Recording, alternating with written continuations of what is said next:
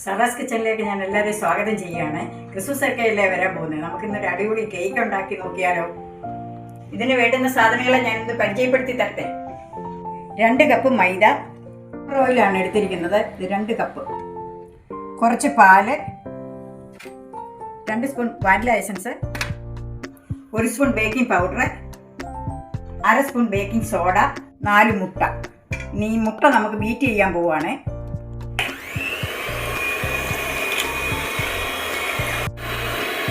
പൊടിച്ച പഞ്ചസാരയാണ്, നമുക്ക് കുറേശ്ശെ ചേർത്ത് കൊടുക്കാം.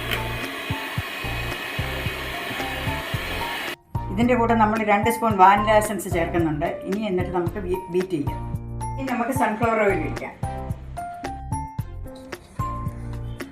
ഇനി മാവ് കുറേശ്ശെ ഇടുകയാണ്. ഒരു വശത്തോട്ട് മാത്രം ഇളക്കി കൊടുക്കുക.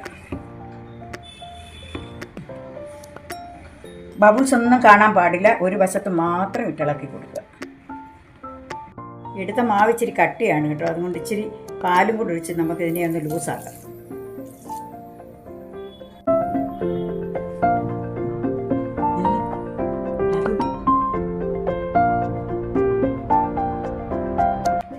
ടാപ്പ് ചെയ്തിട്ട് ഓവനകത്തോട്ട് വെക്കാം. 45 മിനിറ്റായി സമയം.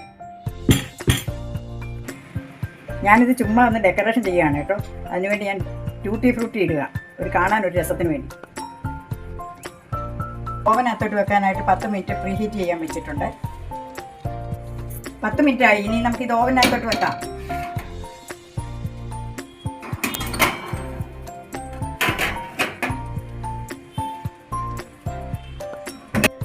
കേക്ക് വേവാനായിട്ട് നമുക്ക് 160 ഡിഗ്രി 45 മിനിറ്റാണ് വേണ്ടുന്നത്. ഞാൻ കറക്റ്റായിട്ട് വെച്ചിട്ടുണ്ട്. നമ്മുടെ കേക്ക് ഇവിടെ റെഡി ആയിട്ടിരിക്കുകയാണ്. എല്ലാവരും ഇതുപോലെ ഉണ്ടാക്കി നോക്കണം. ഇഷ്ടപ്പെട്ടാൽ ഷെയർ ചെയ്യുക, സബ്സ്ക്രൈബ് ചെയ്യുക, ലൈക്ക് ചെയ്യുക.